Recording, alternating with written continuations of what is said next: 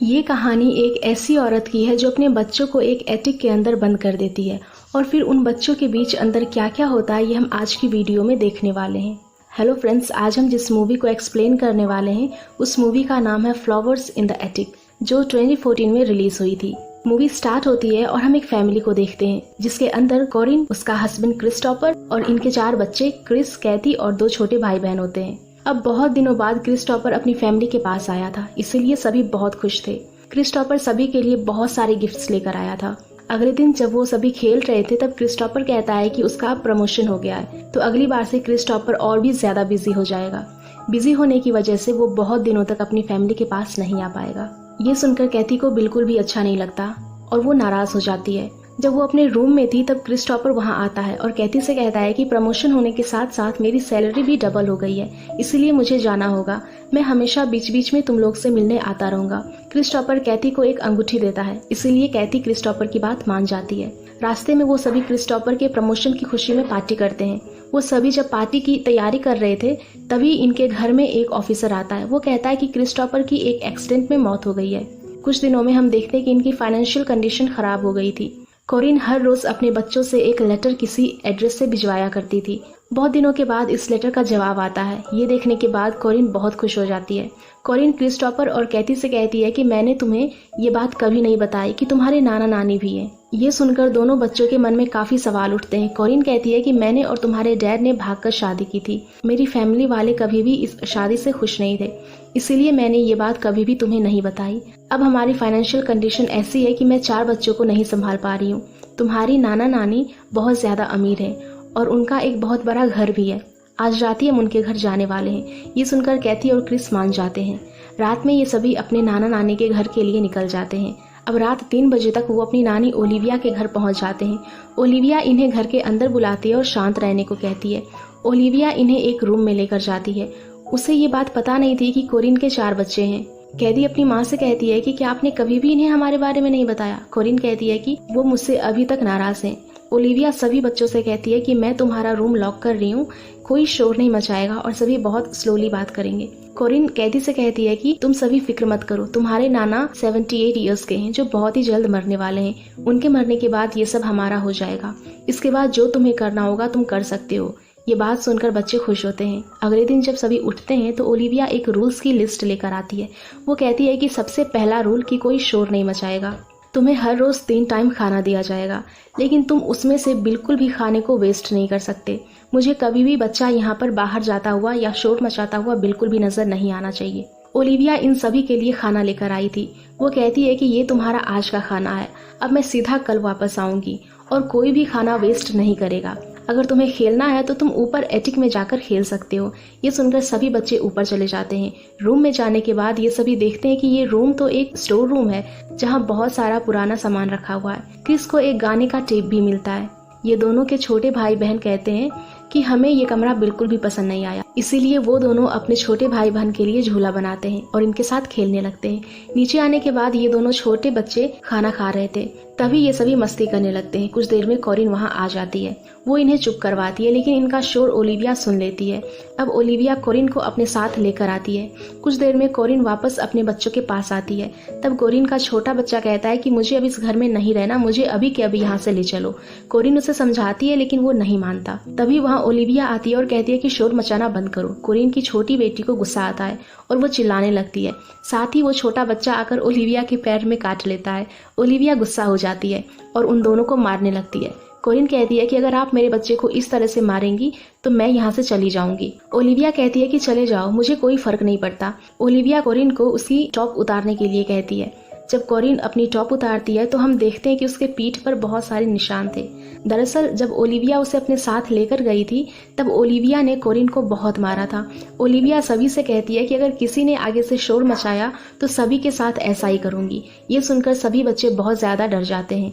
अब कुछ दिन बीत जाते हैं। कोरिन फिर से 1 महीने बाद वापस आकर अपने बच्चों से मिलती है। कैदी पूछती है कि आखिर आप इतने दिनों से कहाँ थी। कोरिन कहती है कि मैं तुम्हारे नाना के पास थी।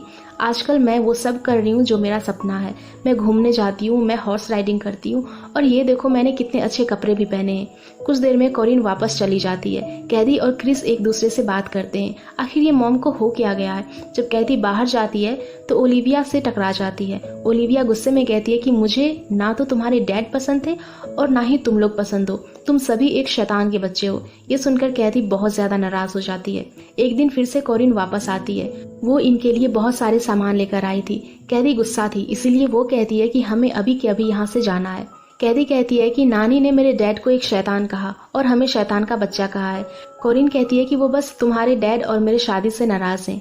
कैदी ये सुनकर उनकी बात नहीं मानती और बार बार यहाँ से जाने की जिद करती है। तब कॉरिन उसे बताती है कि ये सब इसीलिए हो रहा है क्योंकि यहाँ आने से पहले तुम्हारे नाना ने एक शर्त रखी थी कि मेरे साथ क्रिस्टोफर के बच्चे नहीं होने चाहिए, इसलिए मैंने तुम्हें यहाँ बंद करके रखा है। ये सुनने के बाद कैदी बहुत ज्यादा मायूस हो जाती है। अगले दिन इनके घर पर एक पार्टी होने वाली थी। पार्टी से पहले कॉरिन कैदी और क्रिस को एक जगह बंद कर देते हैं ताकि ये पार्टी को देख पाए। ये उस जगह बंद होते हैं जो किसी को पता भी नहीं चलेगा। अब ये दोनों बैठकर पार्टी को देख रहे होते हैं, जहाँ ये दोनों पहली बार इनके नाना को देखते हैं, जहाँ अचानक से कॉरिन उसके डैड को किस कर लेती है। कॉरिन के डैड उसे एक नेकलेस देते हैं जिसे पहनकर कॉरिन बहुत ही ज्यादा खुश थी। हम देखते हैं कि ये सब देखने के बाद ओलिविया कुछ ज्यादा खुश नहीं लग रही थी। कुछ देर में कॉरिन एक आदमी विंस्लो के साथ होती है। तब इन दोनों को किस करते हुए कैदी और क्रिस देख लेते हैं। क्रिस कैदी को वापस रूम में जाने के लिए बोलता है और खुद हर एक रूम में जाकर वहाँ की चीजें देखने लगता है। थोड़ी देर में कॉरिन कैदी के पास आती है जहाँ उसे क्रिस नहीं मिलता। ये देखकर वो बहुत ज्यादा गुस्सा हो जाती है। तभी वहाँ क्रिस आ जाता है और कॉरिन उसे स्लैप करती है। अगले दिन ये सभी डिनर पर मिलते हैं, जहाँ कॉरिन इन्हें कहती है कि विंस्लो सिर्फ मेरे पीछे पड़ा हुआ है। कुछ दिन बीत जाते हैं। एक दिन कॉरिन कैदी को पहनने के लिए कुछ कपड़े देती है। कैदी उन्हें पहनकर देख रही थी कि तभी वहाँ क्रिस आ जाता है। ये दोनों यहाँ खड़े थे कि अचानक ओलिविया वहाँ आ जाती है और उन्हें एक साथ देखकर उनके बारे में गलत सोचने लगती है। इस बात से ओलिविया गुस्सा हो जाती है और वो कैदी को इस बात की सजा देती है। वो उसे अपने बाल काटने के लिए कहती है। यहाँ पर कैदी और क्रिस ऐसा नहीं करते। एक दिन जब कैदी सुबह उठती है तो वो देखती है कि उसके बालों पर किसी ने केमिकल्स डाल दिया है, जिसकी वजह से उसके बाल खराब हो चुके हैं। अब ना चाहते हुए भी क्रिस को कैदी के बाल काटने पड़ते हैं। देखते ही देखते 5 महीने बीत जाते हैं और 5 महीनों बाद कॉरिन वापस अपने बच्चों से मिलने आती है। कॉरिन कहती है कि उसने विंस्लो से शादी कर ली है। वो पिछले 5 महीनों से विंस्लो के साथ हनीमून पर थी। ये सुनकर क्रिस बहुत ज्यादा गुस्सा होता है और कॉरिन से कहता है कि आपके 4 बच्चे हैं, फिर भी आपने शादी क्यों की। ये सुनकर कॉरिन कहती है कि मैंने जो कुछ भी किया है तुम्हारे लिए किया है। ये कहकर वो यहाँ से चली जाती है। अगले दिन ओलिविया इन सभी के लिए डोन्स लेकर आती है। कैदी को डॉन्स बहुत ही पसंद थे। तब क्रिस ओलिविया से कहता है कि मैं यहाँ से निकल जाऊंगा, मेरा नाम भी क्रिस्टोफर है जो कि मेरे डैड का था। ये सुनकर ओलिविया को बहुत गुस्सा आता है और क्रिस को कोड़े से मारने लगती है। मारने की वजह से क्रिस के पीठ पर घाव हो जाते हैं। अब कैदी उन पर मरहम लगा रही थी। ये करते हुए ये इतने करीब आ गए थे कि दोनों एक दूसरे को किस कर देते हैं। एक दिन जब ओलिविया रूम में आती है तब क्रिस उसे सॉरी कहता है। वो बड़े ही चालाकी से ओलिविया का मास्टर चाबी का स्केच एक साबुन पर बना लेता है। अब क्रिस एक लकड़ी से चाबी बनाता है और ये दोनों हर रोज धीरे धीरे ओलिविया की तिजोरी से पैसा निकालने लगते हैं ताकि ये दोनों यहाँ से निकलकर भाग सके। एक दिन क्रिस अपनी मॉम को देखता है जो विंस्लो को किस कर रही थी। ये सब देखकर वो बहुत ज्यादा गुस्सा होकर अपने रूम में आता है, जहाँ कैदी उसे शांत करती है। ये दोनों फिर से करीब आ जाते हैं और इंटीमेट हो जाते हैं। अगले दिन ये देखते हैं कि इनका छोटा भाई बहुत बीमार हो गया है। तब कॉरिन वहाँ आती है।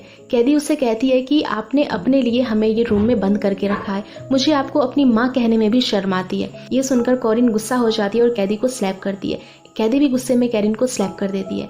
तब ओलिविया कहती है कि अभी इस बच्चे को हॉस्पिटल लेकर चलो। कुछ देर में कॉरिन वापस आती है और सभी को बताती है कि उनके छोटे भाई की अब डेथ हो गई है। ये सुनकर सभी रोने लगते हैं। एक दिन जब इनकी छोटी बहन एक चूहे को डोन्स खिलाती है तब इन्हें पता चलता है कि वो डोन्स खाने से उस चूहे की मौत हो गई। वो समझ जाते हैं कि उनके छोटे भाई की मौत इसी डोन्स की वजह से हुई है।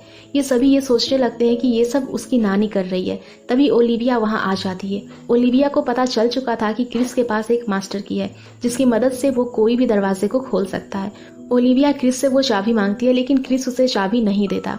ये सभी वहाँ से भागने लगते हैं। ओलिविया इन्हें पकड़ने के लिए इनके पीछे आती है लेकिन तभी क्रिस वहाँ की लाइट्स बंद कर देता है। ओलिविया को एक बीमारी थी जिस वजह से उसे अंधेरे से डर लगता था। वो क्रिस को वापस से लाइट जलाने के लिए कहती है पर क्रिस वहाँ से जाने लगता है। तब ओलिविया कहती है कि तुम्हें मारने का प्लान मेरा नहीं बल्कि तुम्हारी माँ का था।